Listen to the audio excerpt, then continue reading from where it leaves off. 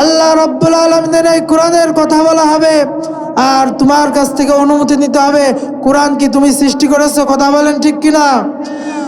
যে আল্লাহ রাব্বুল আলামিন কোরআন সৃষ্টি করেছেন, সেই আল্লাহ রাব্বুল আলামিন আমাদেরকে কোটেশন দিয়েছেন। এই কোরআনের কথা সারা বিশ্বময় তোমরা ছড়িয়ে দেবে। এই কোরআনের বাধা যারা দিতে আসবে তারা হচ্ছে আবু জাহেল, তারা হচ্ছে উতবা, তারা হচ্ছে সাইবা, তারা হচ্ছে ফিরাউন। কথা বলেন ঠিক কিনা? সুতরাং কোরআনের কথা বলতে আসলে যারাই বাধা দেবে তাদেরকে প্রতিহত করার জন্য আমরা যারা নিজেদেরকে মুসলমান বলে দাবি করি, আমাদেরকে তাদের প্রতিহত করতে হবে। কথা বলেন ঠিক কিনা? আমরা যদি ওই সমস্ত নাস্তিক বেঈমানদেরকে প্রতিহত না করতে পারি, তাহলে যুগে যুগে যেমন আবু জাহেল, উতবা, সাইবা, ওয়ালিদ ইবনে মুগিরা সহ যারা টাটকা মুনাফিক ছিল এই সমাজে, তারা যেমন ইসলাম বিদ্বেষী ছিল, তাদের কারণে ইসলামের মুমিন তো কখনো মাথা নত করে না, হোক না সে বন্দী কারাগারে। আল্লাহর ভালোবাসা যে পেয়েছে, রুখবে বলো তারে কেমন করে। মুমিন তো কখনো মাথা নত করে না, হোক না সে বন্দী কারাগারে। ইন্নামাল মুমিনুনা আল্লাযীনা ইযা যুকিরাল্লাহু ওয়াজিলাত কুলুবুহুম। মুমিন বান্দা সেই ব্যক্তি, মুমিন বান্দার সামনে যখন আল্লাহ রাব্বুল আলামিনের এই কোরআন তেলাওয়াত করা হয়, এই কোরআন তেলাওয়াত যখন কোন মুমিন বান্দা শুনে, ওই মুমিন বান্দা এই কোরআন তেলাওয়াত শোনা মাত্রই তার অন্তরের ভিতরে আল্লাহর ভয় এমন ভাবে ভয়ে কম্পিত হয়ে যায়, তার শরীরের ভিতরে এমন একটা ঝাড়ি মেরে ওঠে এবং তার গায়ের পশমগুলো খাড়া হয়ে যায়।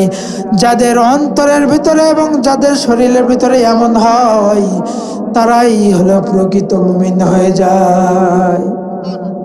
এটাই হচ্ছে আল্লাহ তাআলার এই কুরআনুল কারীমের আয়াতের তরজমা।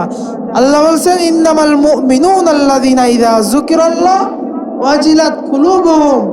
এই কলবের ভিতরে ওয়াজিলাত কুলুবুহুম ওয়া ইযা তুলিয়াত আলাইহিম আয়াতু যাদাতুহুম ঈমানা, তাদের ঈমান বেড়ে যায় যখন আল্লাহ তাআলার এই কুরআন এবং কুরআনের ওয়াজ মাহফিল এবং তাফসীর করা হয়। যারা মুমিন মুসলমান থাকে তারা যখন এগুলো শ্রবণ করে, তাদের ঈমানকে আল্লাহ তাআলা আরো বেশি বৃদ্ধি করে দেয়।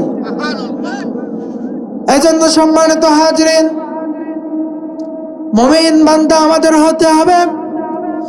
এই মুমিন বান্দা যদি আমাদের হতে হয়, তাহলে আমাদেরকে দুনিয়াবি কোনো চাহিদা আমাদের ভিতরে থাকা যাবে না, দুনিয়ার কোনো লালসা আমাদের ভিতরে রাখা যাবে না। মুমিন বান্দা যদি আমাদের হতে হয়, দুনিয়ার সমস্ত ফাসাদ থেকে আমাদের মুক্ত থাকতে হবে। মুমিন বান্দা হতে হলে আল্লাহ তাআলার যে ইবাদত আছে, আল্লাহ তাআলার যে হক এবং বাতিল আছে, এই সমস্ত সম্পর্কে আমাদের জ্ঞান থাকতে হবে। কারণ আল্লাহ রাব্বুল আলামিন বলছেন, কুল জাআল হক ওয়া যাহাকাল বাতিল। হক হচ্ছে আল্লাহ এবং বাতিল হচ্ছে শয়তান। আর যারা মুমিন হবে তারা হচ্ছে আল্লাহর পক্ষে থাকবে, আর যারা শয়তান হবে তারা হচ্ছে বাতিল শয়তানের পক্ষে হয়ে যাবে। আল্লাহ রাব্বুল আলামিন বলছেন, উলাইকা হিজবুল্লাহ আর উলাইকা হিজবুশ শাইতান। একটা হচ্ছে হিজবুল্লাহ আল্লাহর দল, আর একটা হিজবুল্লাহ হিজবুশ শয়তানের দল।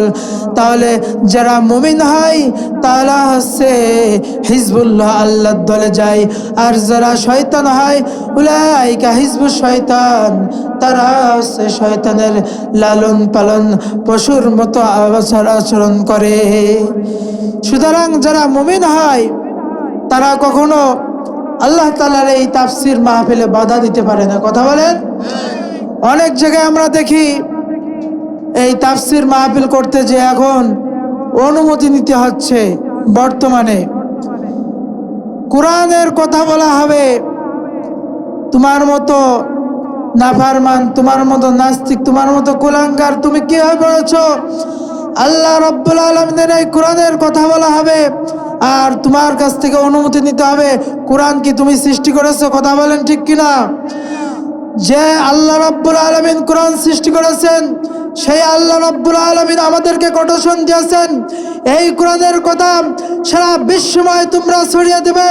এই কোরআনের বাধা যারা দিতে আসবে তারা হচ্ছে আবু জাহেল, তারা হচ্ছে উতবা, তারা হচ্ছে সাইবা, তারা হচ্ছে ফিরাউন। কথা বলেন ঠিক কিনা? সুতরাং কোরআনের কথা বলতে আসলে যারাই বাধা দেবে তাদেরকে প্রতিহত করার জন্য আমরা যারা নিজেদেরকে মুসলমান বলে দাবি করি আমাদেরকে তাদের প্রতিহত করতে হবে। কথা বলেন ঠিক কিনা? আমরা যদি ওই সমস্ত নাস্তিক বেঈমানদেরকে প্রতিহত না করতে পারি তাহলে যুগে যুগে যেমন আবু জাহেল, উতবা, সাইবা, ওলীদ ইবনে মুগীরা সহ যারা টাটকা মুনাফিক ছিল এই সমাজে, তারা যেমন ইসলাম বিদ্বেষী ছিল, তাদের কারণে ইসলামের পরিপূর্ণতা হয় নাই। সুতরাং আমাদের এই যুগেও যারা ইসলামের এবং কোরআনের ওয়াজ মাহফিলে বাধা দিতে আসবে, আমরা যারা নিজেদেরকে মুসলমান বলে দাবি করি, আমরা যারা নিজেদেরকে ইমানদার বলে দাবি করি, আমাদের সেই ইমানি শক্তি দিয়ে তাদেরকে বাধা দিতে হবে। কথা বলেন ঠিক কিনা?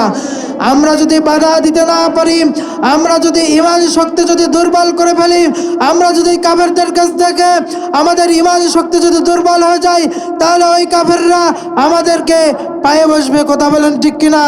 আর কাফেরদের যদি আমরা পায়ে বসতে দিই তাহলে আমাদের মাথার উপরে তারা কাঁঠাল ভেঙে খাবে আর আমাদের ইমানকে হরণ হয়ে যাবে, আমরা নিজেদের ইমানকে বিক্রি করে দেব। এজন্য আমরা কখনো কোনো নাস্তিক বেঈমান ভুলাগারদের কাছে আমাদের ইমানকে বিক্রি করতে চাই না। আমাদের ইমানকে আমরা বিক্রি করতে চাই সেই মহান রব্বুল আলামিনের কাছে। কথা বলেন ঠিক কিনা? মুমিন তো কখনো মাথা নত করে না, হোক না সে বন্দী কারাগারে। আল্লাহর ভালোবাসা যে পেয়েছে রুখবে বলো তারে কেমন করে? মুমিন তো কখনো মাথা নত করে না, হোক না সে বন্দী কারাগারে। আসুক যতই ঝড়, আসুক বিপদ, চলতে হবে সে তো নিয়েছি শপথ। চাই না সে দুনিয়ার কোন সুখ সম্পদ, চাই শুধু জান্নাত পরপারে। মুমিন তো কখনো মাথা নত করে না, হোক না সে বন্দী কারাগারে। চিৎকার দিয়ে বলেন কথাগুলো ঠিক কিনা? সুতরাং আমরা এই গজলের মাধ্যমে বুঝতে পারতেছি যারা মুমিন হয় তারা কখনো বাতিলের কাছে মাথা নত করতে পারে না। যারা মুমিন হয় তারা কখনো কোনো ফ্যাসিস্টের কাছে মাথা নত করতে পারে না। যারা মুমিন হয় তারা কখনো ভোটের সময় সামান্য 500 টাকার বিনিময়ে তাদের নিজেদের ইমানকে বিকৃত করতে পারে না। যারা মুমিন হয় তারা কখনো কোরআনের মাহফিল বন্ধ করতে পারে না। সুতরাং আমরা যারা এখন থেকে নিজেদের ইমানকে বিকৃত করার জন্য চেষ্টা করতেছি, এই ভোটের সময় চলে আসছে, সামান্য 5 টাকার বিনিময়ে যদি আমরা সামান্য একটি চায়ের জন্য যদি দাবার গুলটে উল্টায় ফেলাই, তাহলে আমাদের ইমানকে আমরা বিকৃত করে ফেলবো। কথা বলেন ঠিক কিনা? এই জন্য আমরা আমাদের নিজেদের ইমানকে ঠিক রাখার জন্য, আমাদের নিজেদের দিলকে ঠিক রাখার জন্য কখনো আমরা এই ভোটের সময় 5 টাকা চায়ের জন্য আমরা আমাদের নিজেদের ইমানকে যেন বিকৃত না করি। আল্লাহ রাব্বুল আলামিন আমরা যতগুলো কথা শুনলাম এবং বললাম, প্রত্যেকটা কথার জন্য আমাদের সবাইয়ের জিন্দগিতে আমল করবার তৌফিক দান করেন।